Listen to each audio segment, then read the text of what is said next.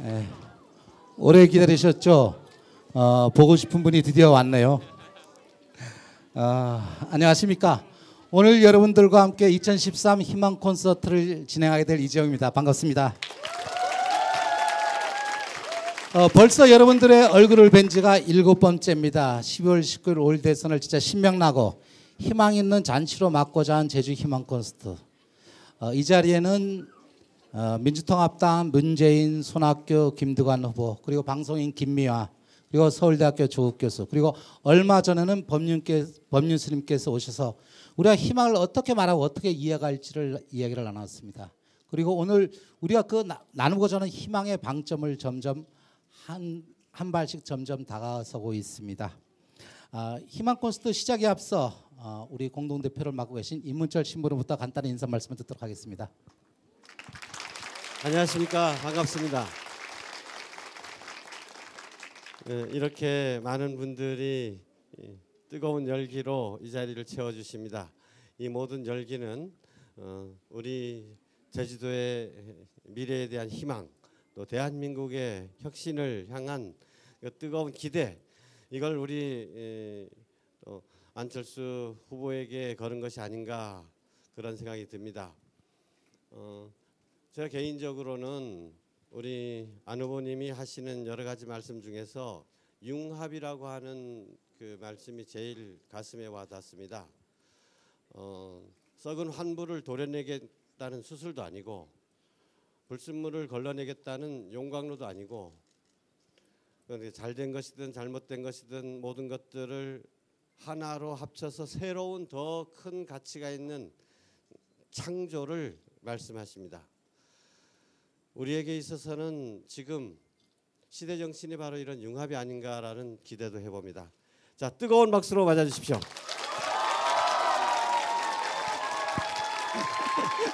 제가 좀 이따 다시 한번 소개드리겠습니다. 다 이해는 합니다만 그래도 순서가 있습니다. 조금만 더 분위기를 달구고 제가 소개해드릴까 합니다. 12월 19일이죠. 그쵸? 이제 며칠 남았습니까? 네, 그렇습니다. 정확히 40하고도 7일이 남았습니다. 참 오래 기다리셨죠? 지난 5년. 힘들었죠? 5년 견디다 보니까 남은 건 뭐만 남았습니까? 악강? 네, 말았습니다. 악도 남고 깡도 남고. 그리고 절박한 건 무엇이었습니까? 절박한 거는 생계, 정권 교체 그렇습니다. 그래도 MB 이분이 그래도 역사 발전에 공헌한 게 있다면 아무리 힘들어도 아무리 어려워도 땡땡땡 같으신 분은 절대 뽑아서는 안 된다는 투표의 소중함을 다시 한번 일깨워 준 게 아니겠습니까? 며칠 전 여러분들 다 들었을 겁니다. 제주 시내 모 여중 1학년생이 시험 성적을 비관하면서 아파트에서 뛰어내렸습니다. 참 꽃다운 여중생, 꽃망울도 채 피워보지 못한 채 이 세상을 등졌습니다. 여러분들 생각은 어떻습니까? 우리의 아들, 딸들이 마음껏 뛰놀지도 못하고 생과 사를 넘나들어야 하는 이 땅, 과연 진짜 살만한 가치가 있다고 생각하십니까? 교육에 관한 문제, 부모님의 건강에 관한 문제, 또 일자리에 관한 문제, 세대 간의 격차, 가정의 격차, 이 모든 것들이 진짜 우리들을 상당히 힘들고 짓누르고 있습니다. 상당히 어렵고 살기가 퍽퍽하다고 합니다. 그런데 오늘 저희들이 이 자리에 모실 분은 그래도 우리들에게 희망의 홀씨를 퍼뜨리고 다니십니다. 그리고 그 희망의 미래가 바로 우리 곁에, 지금 이 곁에 있다고 말씀하십니다. 국민들이 바라는 정권 교체와 정치 개혁을 우리와 함께 이뤄나가겠다고 약속하십니다. 우리들에게 희망과 행복의 바이러스를 퍼뜨리고 계신 우리 18대 대선 무소속 대통령 후보 안철수 후보를 여러분 앞에 소개해드리겠습니다.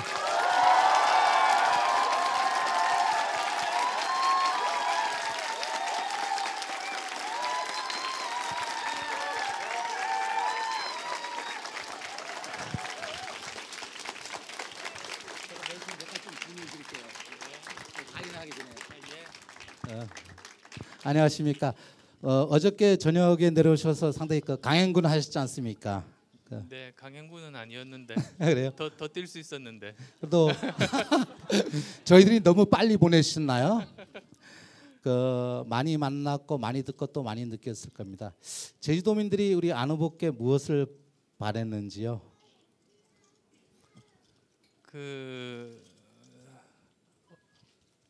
답이 길어도 되나요? 예, 어제 왔습니다. 그리고 어제 그 시내 지하상가 한 곳을 들렀는데요. 그때 굉장히 많은 분들이 따뜻하게 맞아주시고 격려해 주셨습니다. 1년 전에 그 청춘 콘서트 때 왔던 그 열기, 그 감동, 그 따뜻함 그대로 다 전해지는 그런 어제였었고, 오늘 아침에는 이제 4.3 평화공원 다녀왔습니다. 그래서 울컥해서 제가 남들 앞에서 눈물 보인 적이 없는데 눈물도 흘리는 장면을 또 어떤 눈썰미 있는 기자분이 발견해서 결국은 알려지게 됐고, 사실 그때 눈물이 났던 이유가 보통 국립묘지에 가면 위패들이 몇백 분 이렇게 모여져 있는데요.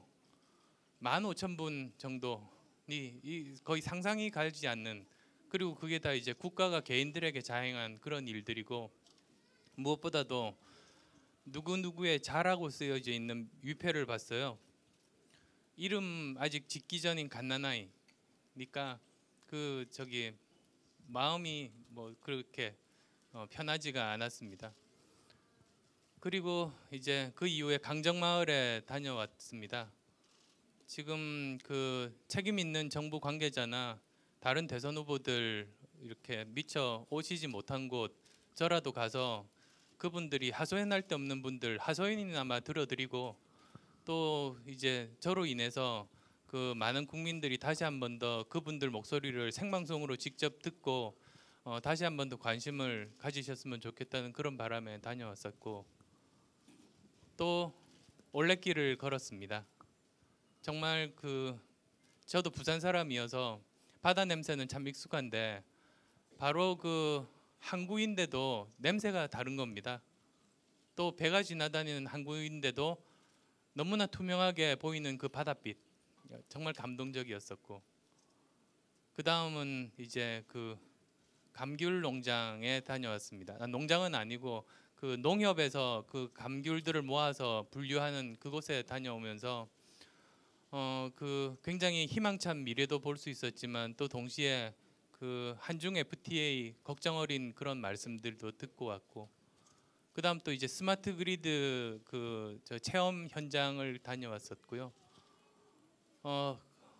돌이켜 보니까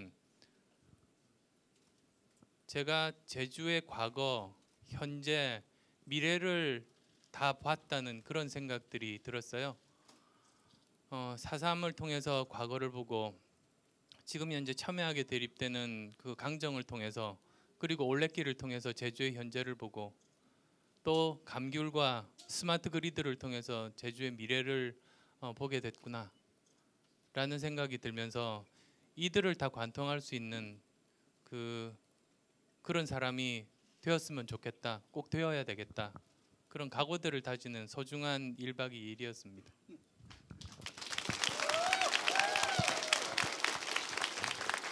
역시 여러분들이 듣고 싶어하는, 여러분들이 느끼는 것을 그대로 얘기해 준 것 같습니다. 근데 저는 안 후보님께서 이 출마 선언을 하고요, 맨 처음 저는 제주에 내려올 줄 알았습니다. 왜냐하면 사실은 이제 제주에서 민주주의 열풍을 밀고 간다는 뜻도 있고요. 다 아시겠지만 제주도에서 진 후보가 역대 선거에서 져서 결코 정권을 잡아본 적이 없거든요.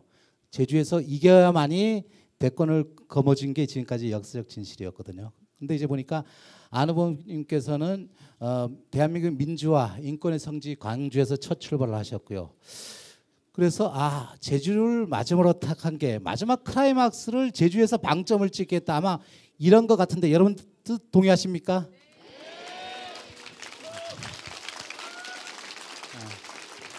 그럼 저는 이제 이 정도 하고요. 안철수 후보가 말하는 희망의 정치 무엇인지 안 후보님으로부터 직접 듣도록 하겠습니다. 부탁드리겠습니다.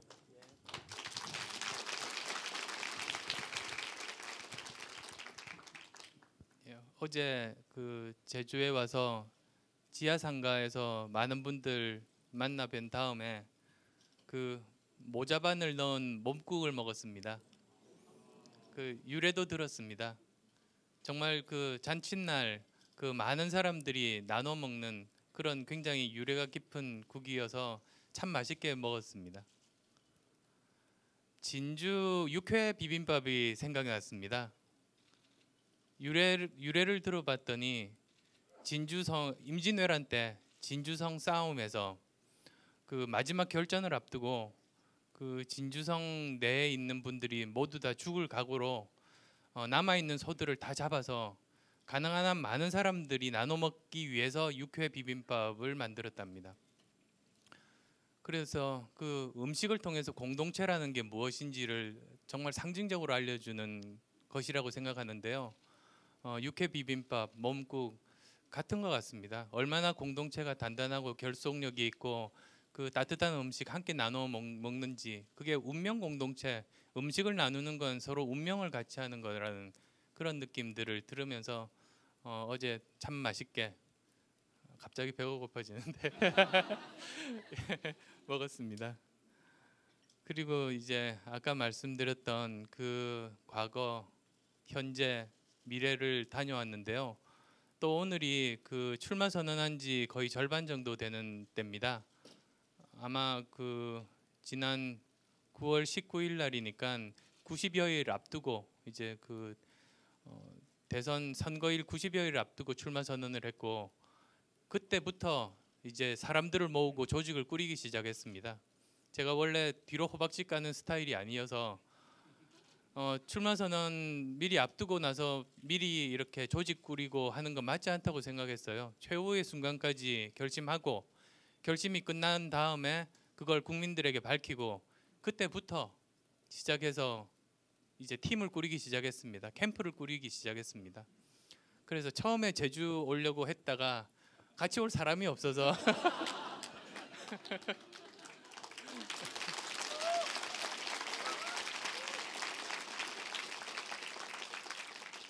그래서 지금 40여일 지났습니다. 그래서 완전히 무에서 지금은 저희 캠프 인원 200명이 넘고 도와주시는 그 정책적 교수분들이 또 200분이 훨씬 넘고, 그리고 또 각 지역별로 많은 그 지역별 포럼이 굉장히 참여하신 분들이 많습니다. 무에서 유가 된 겁니다. 보통 정당에서 이제 그 대통령 후보가 그 정해지면 그분들은 바로 그 다음 날부터 바로 캠프가 꾸려지고 일할 수 있는 사람, 그리고 경험 있는 분들이 얼마든지 많습니다. 그리고 또 정책도 예전부터 오랫동안 준비해온 정책들이 이미 있습니다. 그런데 저는 전혀 없는 상태에서 무에서 유를 만든 겁니다. 지난 40여일간 거의 기적이라고 생각합니다. 그리고 거의 매일 이제 정책을 발표하고 있습니다. 그리고 심지어는 저희보다 10배 인원이 많고 저희보다 10배 더 준비할 시간이 많았던 당에서 발표하지 못한 정책도 저희는 지금 발표하고 있습니다. 그것 자체가 굉장히 큰 기적이라고 생각하고, 그리고 그래서 지난 40여일을 한번 돌이켜 볼 수 있었습니다. 오늘 이제 1박 2일 제주에서 과거, 현재, 미래를 보면서 지난 40여일간 그러면 나는 그리고 우리 캠프는 어떤 경험들을 거쳤었는가 생각해 보니까, 우선 첫 번째로는 그렇게 무에서 유를 만든 그런 부분들이 가장 그 뜻깊지 않은가 생각이 들었고요. 또 이제 두 번째로는 직접 현장에서 많은 분들을 뵀습니다. 그래서 그분들을 뵈면서 정말 치열한 삶의 현장에서 그 고생하시는 분들 목소리들을 직접 들을 기회들이 많았습니다. 다른 분들은 꺼리는 현장에도 직접 갔습니다. 쌍용자동차, 그리고 또 그 현대자동차의 그 비정규직 철탑 농성 현장, 그리고 또 오늘 강정, 이렇게 직접 갔었는데 그 이유는 우선 아까 말씀드렸던 것처럼 매스컴을 통해서 또는 다른 사람들의 이야기를 그냥 책상에 앉아서 듣는 게 아니라 실제 그분들의 목소리를 들어보고 싶었습니다. 또 들어야만 한다고 생각했습니다. 또 그분들이 이제 저한테라도 본인들의 하소연을 할 수 있는 그런 기회를 드리고 싶었습니다. 제가 지금 권력을 가진 것도 아니고 할 수 있는 일이 제가 그분들 말씀 듣고 그 마음 그대로 자기가 간직하고 제가 만약에 그 기회가 주어진다면 그런 분들 문제를 해결할 수 있지 않을까라는 그런 그 희망, 그런 것들이라도 제가 드릴 수 있는 최소한이라고 싶었고, 또 이제 오늘도 이렇게 많은 이제 언론사에서 오셨는데 이런 기회를 통해서 우리가 잊고 있었던 중요한 일들 다시 한 번 더 국민적인 관심사로 같이 돌이켜보고 그분들의 생생한 육성을 그 방송을 통해서 많은 국민들이 접할 수 있다면 그분들에게 조금이라도 도움이 될 수 있지 않을까, 그런 마음들이었습니다. 그렇게 해서 이제 그 현장에서 많은 분들 목소리를 듣고 많은 분들이 그 우세요. 며칠 전 이제 그 엄마들 30대 부모님들 육아라든지 교육에 굉장히 그 열성이 있는 그런 분들 만났습니다. 즐거운 자리가 될 줄 알았는데 한 분 한 분 다 우시는 겁니다. 그리고 다 그 사연들이 구구절절 정말 가슴에 맺히는 사연들이었습니다. 또 그전에는 또 며칠 전에는 새벽 4시 50분 정도에 성남의 그 건설노동 시장에 갔습니다. 그분들 그날 하루 그 일을 찾으려고 새벽부터 아침도 거의 못 드시고 그 길거리에 추운 그 새벽 그 길거리에 그냥 서 있습니다. 그래서 그날 일감이 찾으면 다행이고 아니면 그냥 그날 하루 공치는 거죠. 그래서 그분들도 50대, 60대 분도 계시고 그분들도 한결같이 눈물을 글썽이시는 모습들을 보면서 제가 정치를 안 했으면 그분들을 만나서 이렇게 생생한 목소리들을 듣고 그분들도 실제로 본인들의 마음을 열고 말씀을 하실 수 있었을까? 정말로 한 분 한 분 그분들의 소원을 풀어줄 수 있으면 정말 좋겠다. 그런 그 간절함을 느꼈습니다. 지난 40여일간. 그리고 또 세 번째로는 그 제주와 마찬가지로 우리 한국의 과거, 현재, 미래를 보게 됐습니다. 국립 그 여러 전직 대통령분들의 묘소를 방문하면서 또 다른 많은 역사의 현장들을 다니면서 그분들 이제 역사인데요.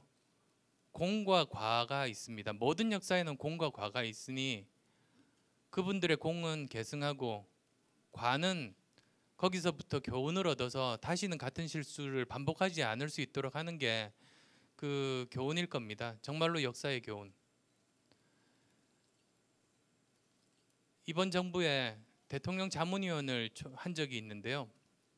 그 처음에 느꼈던 것 중에 하나가 제가 그동안 이제 여러 정부에서도 자문위원도 하고 많은 사회적으로 많은 분들을 알기 때문에 그 어느 순간에 돼서 어떤 모임에 첫 모임에 갔는데 거의 대부분 저랑 이미 만났던 분들이 있는 경우가 갈수록 많아졌습니다. 그런데 이번 정부 처음에 자문위원회에 갔더니 제가 아는 분이 거의 없으세요. 사람들도 다 바뀌고 회의하는 형식도 다 바뀌고 거의 안 바뀐 게 없을 정도로 다 바뀌는 겁니다. 그래서 꼭 그렇게 할 필요가 있을까? 오히려 예전에 정부에서 했던 일들을 전부 거부하기보다는 그 중에서 잘 된 건 그대로 계승하고 또는 잘 안 된 부분들은 그 고치면 되는 거지 않습니까? 그런 게 또 국가적으로도 그 자원을 효율적으로 쓸 수 있는 방법인데 왜 우리는 정권이 바뀌면 직전 정부에서는 모든 것들을 다 거부를 할까? 그런 의문들이 들었었는데요. 다시 한 번 더 비록 역사는 우리 모두의 역사입니다. 거기에 어떤 한쪽 편의 역사가 아니죠. 그러면 정말 그 지금 현재는 어느 편 가르기보다 그 중에서 공은 계승하고 과는 거기서부터 교훈을 얻는 자세가 필요하겠다는 그런 생각들을 하게 됐습니다. 또 현재 이런 그 여러 가지 첨예한 그 삶의 투쟁의 현장들, 쌍용자동차 해고 노동자라든지 현대자동차 비정규직 농성 현장, 그 항정마을, 이런 문제 해결하기 위해서는 진영 논리에 빠져서 어느 한쪽 편에 있는 분들 또는 그 원인 제공자들은 이 문제를 풀기가 어렵습니다. 그래서 이럴 때도 정말 그 어느 한쪽 진영에 속하지 않는 그런 마음으로 그분들에게도 직접 이렇게 찾아가서 말씀을 듣고 그 사과할 것은 하고 화해의 노력들을 할 수 있으려면 진영 논리에 빠지지 않아야 되는구나. 또는 과거에 빚이 없는 사람이 그런 역할들을 할 수 있겠구나라는 생각을 했습니다. 또 미래도 많이 봤습니다. 여러 가지 그 기술도 미래죠. 스마트 그리드 같은 것도 우리의 미래인데요. 저는 그것보다 더 중요한 지점이 저는 공동체 복원에서 희망을 봤습니다. 우리나라 국민이 정말 공동체에 대해서는 세계에서 저는 가장 공동체를 소중하게 생각하는 민족이 대한민국 국민들인 것 같습니다. 우리 IMF 환란 때 금모으기 운동을 통해서 국가를 재난에서 벗어나게 한 건 우리나라밖에 없습니다.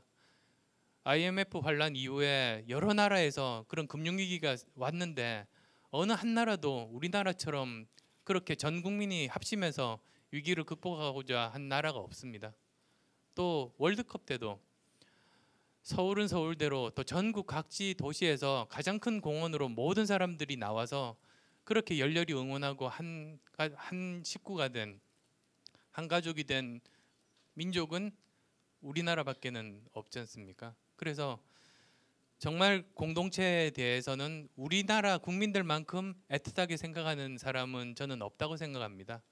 그런데 워낙 치열한 경쟁에 치이고 모든 것들이 평가 기준이 얼마나 돈을 많이 벌고 경제적인 효용 가치가 있고 얼마나 효율성이 있고 이렇게만 모든 사람들을 몰아붙이니까 어느덧 지금은 주위를 둘러보시면 나와 우리 가족 이외의 모든 사람은 나와 경쟁자이죠. 거래에 필요한 상대방인 거죠. 적이죠. 그렇게 돼버렸습니다. 다 뿔뿔이 흩어졌습니다. 그래서 우리나라가 지금 자살률이 엄청나게 높고 출산율이 세계 최하위 수준이고 이렇게 지금은 돼버린 거죠. 그런데 제가 희망을 어디서 봤느냐면 몇 군데를 갔어요. 얼마 전에 그 통영에 동피랑이라는 곳을 갔습니다. 그 옛날 같으면 달동네죠. 산 위에 있는 달동네입니다. 허름한 굉장히 그 형편이 어려운 분들이 모여서 사십니다. 그래서 이제 시에서 철거를 하고자 했어요. 거기를 재개발을 하고자. 그런데 이제 그러다 보니 그 전에는 서로 너무 힘드신 분들이 이렇게 달동네에 모여서 살다 보니까 서로 별로 잘 몰랐답니다. 서로 친하지도 않고. 그런데 공동의 위기 상황에 이 마을이 봉착하다 보니까 이분들이 모여서 이 위기를 탈출하고자 서로 뜻을 같이 했습니다. 모았습니다. 그래서 이분들이 하기 시작했던 것이 마을 담벽에 벽화를 그리는 겁니다. 집들은 굉장히 허름한데 그 벽들을 둘러서 마을에 벽화를 그리기 시작했어요. 전국 각지에서 예술가들을 불러서 그분들에게 이제 그 페인트 값은 지불을 해드리고 마음껏 자기 예술성을 발휘해서 벽화를 그리게 했습니다. 마을 전체 벽에다가. 그 예쁘게 마을이 재탄생한 것을 보고 관광객들이 한 사람 두 사람씩 오기 시작하고 지금은 매일 3,000명씩 오고 있습니다. 그런데 하나 더 나갔어요. 그냥 이렇게 안주하지 않고 2년마다 벽화를 완전히 새로 그리는 겁니다. 그 전에 아무리 예뻤던 인기 있던 그림도 완전히 지워버리고 새로 그려요. 2년마다 돈도 많이 든답니다. 그런데도 다시 새로 그립니다. 그러니까 끊임없이 많은 분들이 찾게 되고 관광 명소가 되고 거기서 수익금들이 생겨나고 또 동네 주민분들이 자기 집을 개조해서 카페를 열고 그리고 거기서 나온 수익금을 공동으로 사용해서 동네 화장실도 세우고 그렇게 거듭나서 지금은 굉장히 따뜻하고 아름다운 곳으로 변모했습니다. 또 다른 곳을 갔습니다. 수원 목골시장을 갔어요. 거기는 재래시장이고 다른 재래시장과 같은 위기에 봉착했죠. 대형마트가 들어선 겁니다. 또 그전에는 서로 바로 옆집에 있는 가게인데도 서로 장사하시는 분들끼리 서로 몰랐습니다. 그런데 공동의 이런 위기가 닥쳐와서 같이 머리를 모으고 아이디어들을 짜내기 시작했습니다. 연세 많이 드신 분들도 많습니다. 50대, 60대 장사하시는 그 상인분들이 모여서 어떻게 하면 이제 그 사람들이 오게 할 수 있을까? 연주를 잘 못하는데 몇 명이서 밴드를 조직했습니다. 그래서 돌아가면서 가게를 닫고 음악을 연주를 했습니다. 또 어떤 재능 있는 분들은 거기 이제 시장 DJ를 시작했습니다. 그래서 시장에만 되는 라디오 방송으로 DJ 곡도 선곡하고 재밌는 만담도 하고 또 이제 다른 분들은 또 다른 역할들을 하기 시작했습니다. 그런데 그 과정에서 서로 그전에는 몰랐던 이제 상인분들끼리 너무 친해지게 됐어요. 너무나 따뜻하게 장사 안 돼도 서로 너무 좋아하세요. 그러면서 공동체가 생겼습니다. 마치 그 동피랑 마을의 주민들이 서로 척박하게 서로 모르고 힘들게 지내다가 서로 합심해서 마을 벽화를 그리기로 하면서 동네 주민들끼리 너무나 서로 잘 알고 친해졌던 것처럼 이 시장에도 같은 일이 일어났던 겁니다. 같이 서로가 좋고 그 따뜻한 마음이 이제 물건 사러 오는 분들에게 전해졌어요. 그러니까 그 따뜻한 분위기에 그냥 이렇게 우리가 필요한 물건만 사고 헤어지는 곳이 시장이었는데 어느덧 다시 옛날 시장으로 돌아갔죠. 우리 몇백 년 전 옛날 시장은 공동체였지 않습니까? 서로 이제 물건 사는 사람과 파는 사람이 서로가 서로를 잘 알고 이게 단순히 거래 상대가 아니라 서로가 잘 아는 사람, 공동체 아는 사람 만나러 가는 곳, 그런 곳이 시장이었다가 어느덧 이제는 그냥 서로 모르는 사람끼리 필요한 것만 사고 주고받고 물건값만 싸면 나한테 이익이고 저 사람이 저기 이윤이 남든 안 남든 가리지 않고 그런 곳이 시장이었다가 그게 다시 복원이 됐습니다. 그 두 가지 사례만 그 맞게도 저는 참 많은 사례들을 지난 40여일간 갔었는데요. 공동체 복원이 우리 희망이라는 생각을 했습니다. 지금처럼 이렇게 척박하고 나와 우리 가족 빼놓고 모든 사람들이 경쟁자인 데서 벗어나서 모든 사람들이 나와 공동체라는 그런 의식들, 그런 것들이 어쩌면 지금 위기를 탈출할 수 있는, 이 세상에는 나와 우리 가족만 사는 게 아니라 나와 같은 고민을 하고 있는 다른 사람이 바로 옆에서 있다는 그런 인식들, 그런 인식들이 공동체 복원의 시작이고 그런 것이 위기를 극복하는 그런 단초가 될 수 있지 않을까. 지금 우리 사회를 둘러싸고 있는 가장 큰 위기, 한마디로 저는 격차라고 생각합니다. 격차. 그 한마디로 모든 게 저는 정의가 되는 것 같아요. 격차. 개인 간의 격차, 성별 간의 격차, 빈부 격차, 세대 간의 격차, 산업계의 격차, 대기업과 중소기업 간의 격차, 그리고 또 각 지역 간의 격차, 이런 모든 격차들, 우리가 인간 세상에서 상상할 수 있는 거의 모든 격차가 한꺼번에 불거져 나온 게 지금 현재 한국 사회의 자화상인데 이것은 위기죠. 그런데 아까 제가 동피랑이나 목골시장에서 말씀드렸듯이 우리 공동의 위기이기 때문에 이것이 어쩌면 다시 공동체를 복원할 수 있는 기회가 또 될 수 있지 않을까라고 생각했습니다. 그리고 만약에 많은 사람들이 정말로 힘을 합쳐서 이것들을 극복할 수만 있다면 우리 사회는 훨씬 더 잘 살 수 있는 좋은 사회로 거듭날 수 있을 거라는 그런 희망을 보게 됐습니다. 지난 40여일이 저한테는 기적이었습니다. 하루하루. 전혀 제가 정당에 있습니까? 200여 명 모였다지만 그게 전국적으로 몇십만 조직을 가진 거대 정당 둘 사이에서 제가 혼자 어떻게 살아남겠습니까?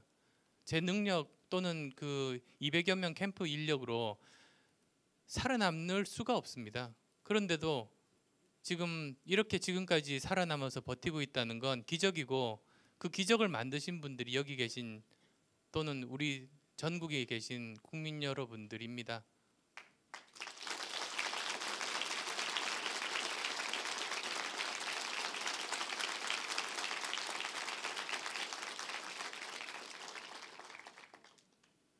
그리고 그 국민 여러분들의 그 가지고 있는 소망은 이대로는 안 된다.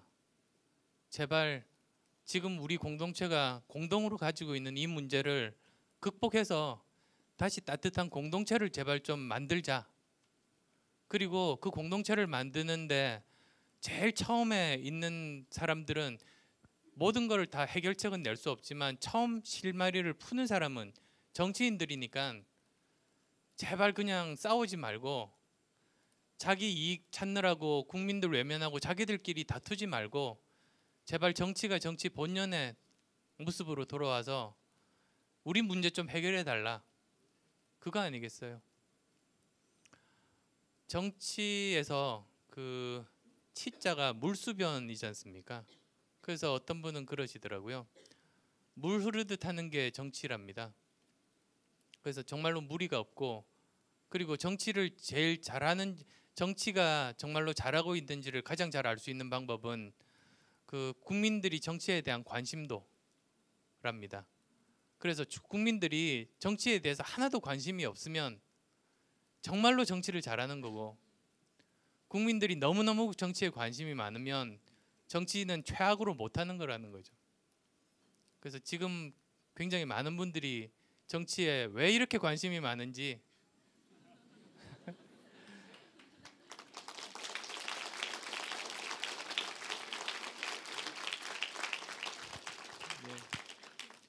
그 정치권은 알아야 된다고 생각합니다. 제가 이제 그 두 가지, 저는 사명을 두 가지라고 생각했습니다. 처음 이제 대선 출마 선언할 때 왜 저는 조직도 없고 뭐 빚진 것도 없지만 조직도 없고 세력도 없고 그런 사람에게 왜 1년 이상 이렇게 국민들이 지지를 보내주실까 굉장히 고민을 많이 했습니다. 그래서 그 이유를 해답을 찾아서 이제 출마 선언을 하게 됐습니다. 두 가지를 저한테 원하시는 거라고 판단했죠. 첫 번째는 격차 해소, 우리 시대의 가장 큰 문제인 격차 해소. 두 번째는 정치 개혁. 격차 해소를 위해서는 결국은 그 실마리를 푸는 건 정치가 해야 되는데, 정치가 아무리 오랜 세월을 가지고 많은 조직을 가지고 많은 국회의원을 가지고 많은 정치인을 가지고 있어도 문제 해결을 못하니까 저라도 나서서 그 문제를 풀어달라는 그런 간절한 요구였다고 저는 생각했습니다. 그래서 이제 그 두 가지에 대해서 그 저 나름대로 나가야 되는 방향을 제시를 하고 이제 지금까지 40여일 열심히 뛰고 있는데요. 그렇게 생각합니다. 우선은 이제 그 격차 해소 부분, 격차 해소 부분에 대해서는 여러 번 통해서 말씀드린 적이 있는데요. 그 한마디로 두 바퀴 경제로 저는 집약을 해서 설명드릴 수가 있습니다. 지금 경제민주화, 복지 이야기는 하지만 외바퀴 자전거입니다. 그것 하나만으로는 구르다가 넘어집니다. 왜냐하면 지속 가능하지가 않습니다. 계속 만약에 경제 발전이 없거나 또는 침체되거나 하게 되면 더 이상 복지 재원이 없습니다. 경제 민주화도 점점 더 힘들어질 수밖에 없습니다. 그래서 오히려 이것들이 제대로 실행이 되기 위해서 꼭 필요한 것은 저는 성장이라고 생각했습니다. 그런데 구태의연한 옛날식의 성장이 아닙니다. 오히려 경제 민주화나 복지를 하면 대기업, 중소기업 간의 불공정 거래 관행이 없어지면 그러면 중소기업들이 잘 살게 됩니다. 그리고 중소기업에서 직원들에게 월급을 올려줄 수 있어서 대기업과 임금 격차가 줄어들고 안정된 직장을 만들 수 있습니다. 그리고 사회 안전망을 만들어 놓으면 한 번 도전해서 실패하더라도 다시 재기할 수 있기 때문에 젊은이들이 신나게 창업에 도전할 수 있습니다. 아무리 힘들어도 자기가 해보고 싶은 일 젊을 때 한번 해볼 수 있습니다. 그러면 사회적인 활력이 제공되죠. 그 과정을 통해서 저는 혁신적인 그런 성장들이 일어날 거라고 봅니다. 그리고 혁신이라는 게 단순히 젊은 사람, 엘리트, 일부 사람들에게 국한되는 것이 아니라 제가 말씀드리는 혁신은 생활 속의 혁신. 동피랑 마을에서의 그분들이 낸 아이디어 마을 벽화 그리기. 그건 생활 속으로부터의 혁신입니다. 또 목골 시장에서 50대, 60대 연세 드신 그 장사하시는 분들의 아이디어 혁신입니다. 그런 혁신 말씀입니다. 그래서 그런 것들을 통해서 포괄적인 성장, 일부 사람들만 혜택 받는 게 아니라 모든 사람들이 나이 드신 분들도 모두 다 혜택을 받을 수 있는 포괄적인 성장 또는 착한 성장으로 연결이 될 수 있고, 그러면 그 여력이 다시 더 복지를 더 많이 할 수 있고 더 확실하게 경제민주화를 할 수 있습니다. 그래서 마치 자전거가 두 바퀴를 가지고 신나게 달릴 수 있는 것처럼 한 바퀴는 경제민주화, 또 한 바퀴는 혁신적인 성장입니다. 그렇게 하면 그것을 바탕으로 열심히 잘 달릴 수 있고, 지역격차에서도 같은 관점에서 그런 모든 것에서 지역에서 나서 지역에서 학교를 나와서 지역에서 좋은 일자리를 다니면서 지역에 공헌할 수 있는 인재를 육성하는 그런 것도 다 같은 관점에서 봐야 된다고 생각합니다. 그리고 그러기 위해서는 물론 지금처럼 그 시혜성의 지역 개발 공약이라든지 또는 시혜성의 그 균형 발전이 아니라 실제로 중앙 정부가 가지고 있는 재원과 권한을 지방 정부에게, 지역 정부에게 줘야지 된다고 생각합니다. 그런 과정들을 통해서 제대로 이렇게 그 경제 분야의 문제들을 해결할 수 있을 거고, 정치 쪽은 여러 가지 제가 그 말씀을 많이 드렸었는데요. 예를 들면 뭐 국회의원 수 줄이는 문제라든지, 제가 200명으로 줄이자는 이야기 한 번도 안 했는데 한 걸로 지금 돼 있습니다. 줄이자고만 했습니다. 일부라도 줄여야지. 근데 어쨌든 논쟁이 그렇게 건전하지 않은 쪽으로 지금은 되고 있어서 안타까웠었는데요. 잠시.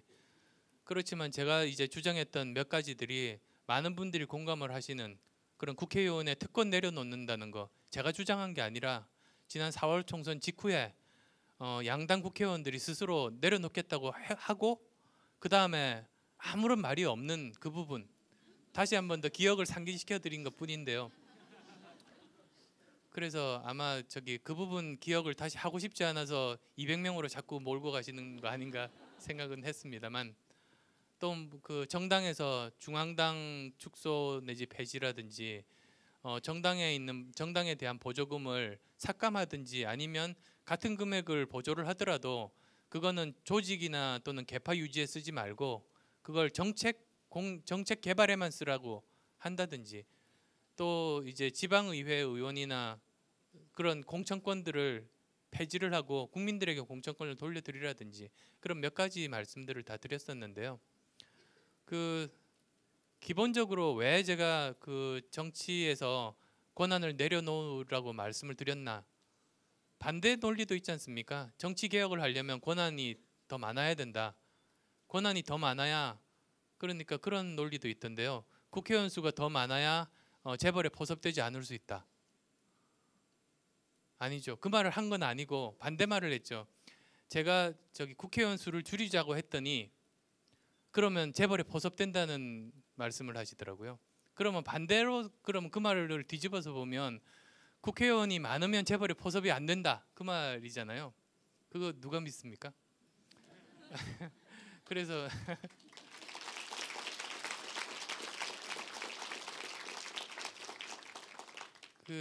그래서 지금까지 개혁이 안 된 이유가 정치에서 권한이 부족해서가 아니었습니다. 왜 안 됐을까? 진정성? 또는 잘못된 문제의식?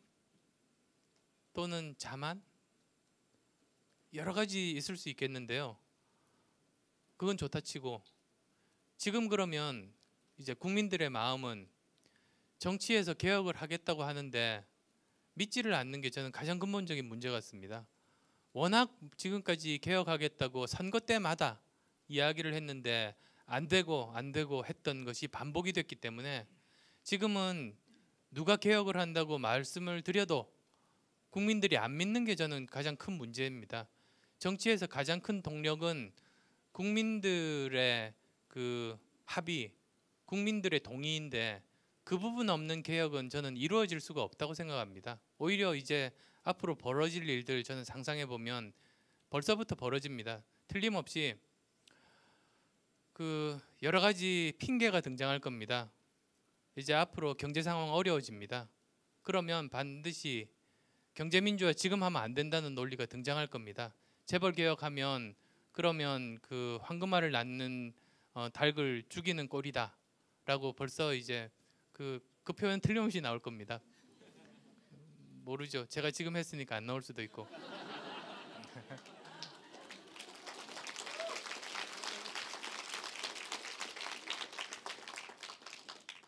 여러 가지 핑계로 결국은 개혁이 안 될 수 있습니다. 안 될 가능성이 저는 많다고 생각합니다. 그래서 국민들이 진정한 변화를 일으킬 수 있는 때는 선거 끝난 다음이 아니고 선거 과정에 있다고 생각합니다. 선거 과정 중에 아니 생각해 보시면 양당 합의하면 지금 못할 일이 없습니다. 그러면 경제민주화 양쪽에서 하겠다면 왜 지금 못하는 거죠? 되면 하겠다?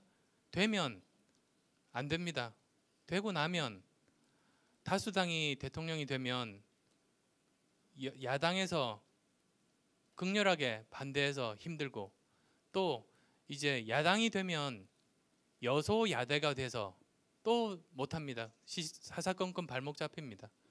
그래서 오히려 양당에서 같은 생각을 가지고 있으면 오히려 지금 국민들이 요구해서 지금 변화를 해달라.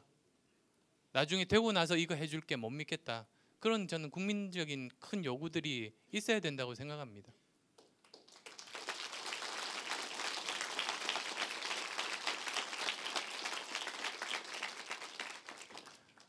그래서 제가 이제 그 먼저 권한을 내려놓자, 정치권에서 이제 특권을 내려놓자고 말씀드렸던 그 주요한 이유가 두 가지였습니다.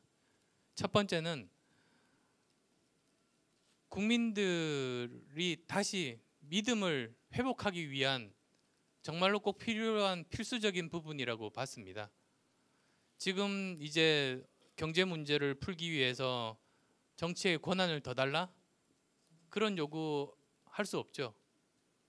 대신에 지금 저희가 내려놓을 테니까 진정성을 믿어달라. 선거 전인데 저는 이런 거 내려놓겠습니다. 그래서 만약에 저를 대통령으로 뽑아주시면 선거 이후에도 그 마음 잃지 않고 열심히 개혁하겠습니다. 그리고 그 과정 중에 혹시나 꼭 필요한 그 권한을 또 더 받아야 될 부분들이 있다면 그때 설명드리겠습니다. 그러면 되는 거잖아요. 그래서 멀어진 국민들의 민심을 다시 회복하고 믿음을 회복하기 위해서는 지금 정치권에서 특권을 내려놔야 된다. 그 말씀을 드린 거였고, 두 번째로는 내년부터 사회 각계각층의 희생을 요구할 부분들이 많아질 겁니다. 꼭 재벌뿐만 아니라 심지어 아르바이트해서 정말 힘들게 살아가는 대학생들에게도 지금 최저생계비를 현실화를 시키는 게 사실은 맞지만 급격하게 현실화를 시키면 자영업자부터 먼저 넘어집니다. 그래서 조금만 참아달라, 점진적으로 올리겠다, 조금만 참아달라, 그렇게 대학생들에게, 아르바이트 하는 사람들에게도 희생을 요구할 수 있어야 됩니다. 그럴 수밖에 없습니다. 그러면 그런 상황에 정치권은 기득권 그대로 다 가지고 있으면서 국민들에게 요구할 수 없습니다. 설득력이 없습니다. 그러니 정치권이 먼저 내려놓고 그 다음에 국민들의 설득과 동의를 구해야 된다.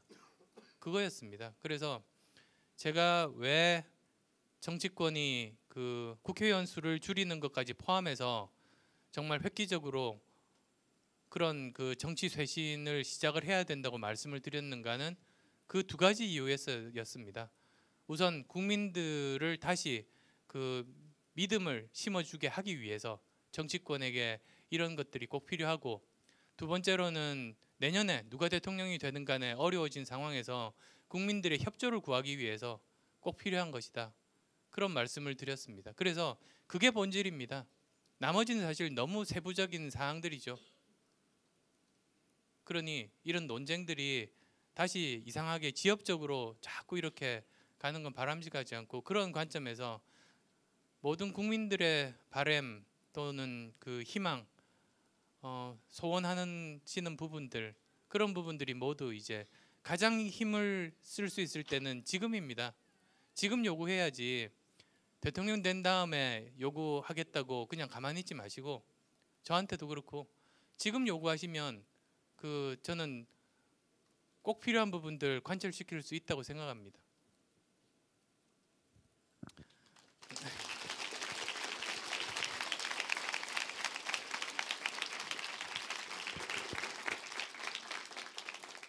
그래서 여러 가지 말씀드리려고 잔뜩 적어왔는데 원고 볼 틈 없이 계속 말씀들을 드렸었던 것 같고요.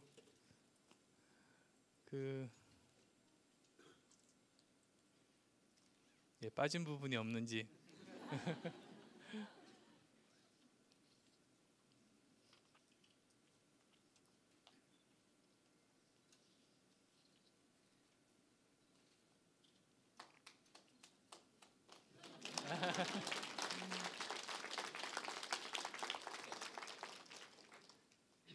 빠진 부분이 있긴 하지만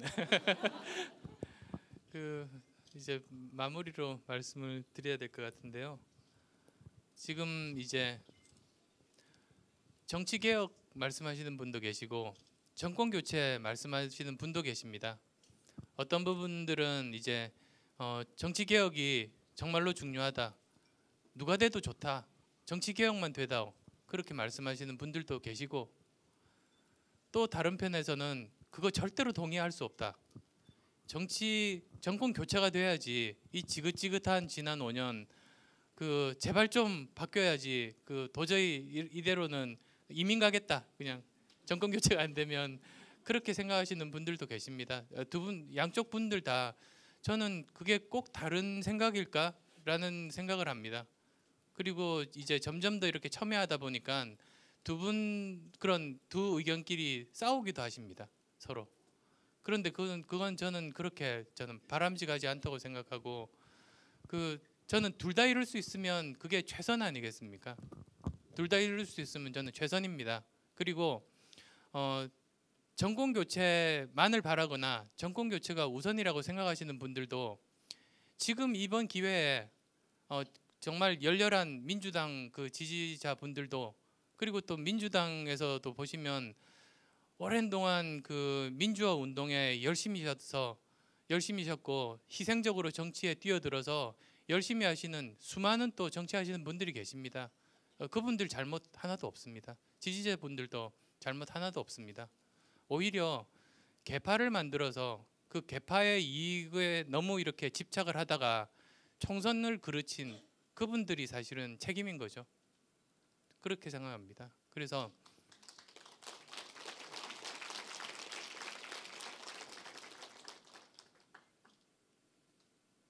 아무리 정권 교체만을 바라시는 분들도, 또는 정권 교체가 더 중요하다고 생각하시는 분들도 지금 이 시기가 선거 전에 정치 개혁도 원하시면 이룰 수 있습니다. 그래서 정치 개혁을 하라고 저는 요구를 하셔야 된다고 생각합니다. 그래서 결과적으로 정치 개혁도 이루고 정권 교체도 이루어져야 민생 문제가 해결이 됩니다. 정권 교체만 이루어지면 민생 문제 해결 안 됩니다. 정권 교체만 이루어지면 여전히 여소야대의 환경이 되고, 그러면 야당이 된 새누리당은 계속 발목 잡을 겁니다. 그 전에 주장했던 경제민주화도 반대할 겁니다. 그래서 저는 항상 주장하는 것이, 정말로 민생 문제를 해결하려면 두 가지 다 동시에 이루어져야 된다. 그런 말씀을 드리고 싶습니다.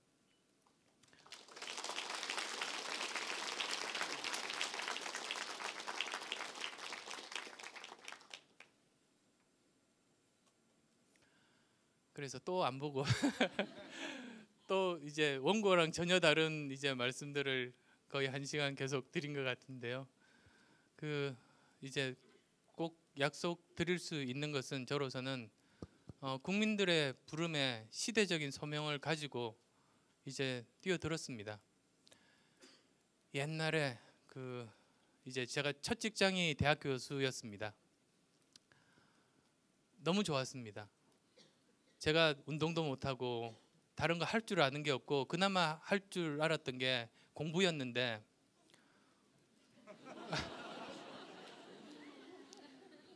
공부하니까 월급을 주시더라고요. 너무 좋았습니다. 그래서 제 정말 평생 아마 교수로 살 거라고 생각했습니다. 그런데 컴퓨터 바이러스 백신을 우리나라에서 저 혼자 만들고 있던 시절이라 그걸 계속해달라는 많은 분들의 요구를 거절할 수가 없었습니다. 그래서 제 천직을 버리고 안연구소를 창업했습니다. 참 착잡했습니다. 그렇지만 사회에서 부름에 응해서 제 소명을 받들었습니다. 사회에서 필요하다고 하시니까 제 천직을 버리고 이제 열심히 컴퓨터 바이러스 백신 쪽 일을 열심히 했습니다. 회사를 이제 건실하게 만든 다음에 이제는 저는 제 할 이제 임무를 다 했다고 생각하고 그 편안함에서 벗어나서 버리고 다시 제 천직인 교수가 됐습니다. 그래서 열심히 학생들을 가르쳤고 전국 돌아다니면서 그 제가 직접 가르치는 학생들뿐만 아니라 또 수많은 학생들 만났습니다. 그런데 또 사회에서 다른 소명을 저한테 원하십니다. 고민했죠. 왜 제가 천직에 계속 있게 안 두시고 또 이번에도 그 고민하다가 또 그만두고 그 여러 개 그만뒀죠. 그때 대학 교수, 대학 원장, 그리고 이제 그 안연구소 이사회 의장 여러 가지를 이제 그만뒀는데요. 그 제일 가슴 아팠던 게 교수 사표였습니다.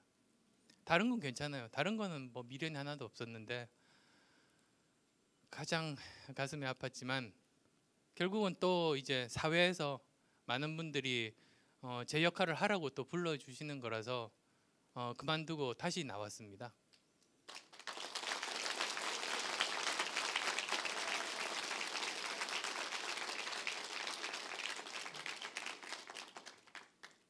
(40여일) 전이지만 4년쯤 된 것 같습니다. 그렇지만 그 4년 전 초심 절대로 잊지 않겠습니다. 고맙습니다.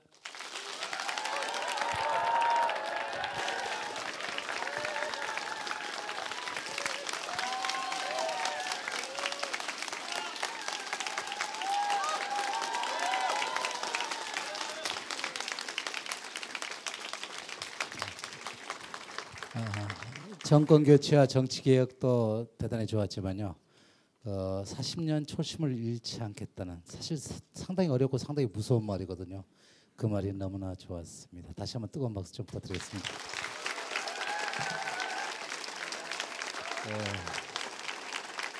사실 이 행사를 가득 메워 있어가지고요. 저희들이 문을 딱 닫아버리면 안 후보님을 안 보내서 우리 하루 종일 좀 얘기를 듣고 싶은데 그럴 수는 없고요. 지금 한 10분, 15분 정도 시간이 남은 것 같습니다. 그래서 짧게 몇 분 우리 안 후보님께 야, 꼭 이 질문을 꼭 해야겠다는 분 좀 있으면 좀 부탁드리겠습니다. 네, 좀 부탁드릴까요? 네, 저희들이 마이크를 드릴게요. 교육대학교를 다니는 학생인데요. 아까 후보님 말씀을 들어보니까 거기에 격차하고 경쟁 과열이라는 단어가 자주 등장을 하더라고요. 그래서 그거를 생각을 해보니까 이제 저희가 이제 임용고시라는 제도가 있는데 이제 그게 경쟁이 상당히 이제 과열되는 현상이 나타나고 있거든요. 이제 근데 그런 경쟁 과열 속에 있다 보니까 저희 이제 앞으로의 직업에 대한 소명 의식이나 이제 그런 거에 대해서 생각할 수 있는 기회가 점점 많이 적어지는 것 같아요. 네, 그런 현상이 일어나다 보니까 저희가 사실은 이제 인간이 인간을 가르치는 일인데 사실은 이제 그런 거에 대해서 좀 소홀하고 이제 되게 이제 개인적인 일에 신경을 많이 쓰게 되는 현상이 있는 것 같고요. 이제 그런 현상이 바람직하지 않다고 생각을 하는데 앞으로 당선이 되셨을 때 이제 그런 부분에 대해서 어떻게 해결을 하실 건지에 대한 의견을 듣고 싶고요. 그리고 이제는 이제 저희가 이제 예비 교사가 되려는 사람으로서 저희가 이제 그냥 교사적인 공부만 하는 게 아니라 좀 혁신적이고 융합적인 가치를 아는 사람이 되기 위해서는 어떤 준비를 해야 되는지 이제 그동안 혁신적인 삶을 살아오신 멘토로서의 이야기를 듣고 싶습니다.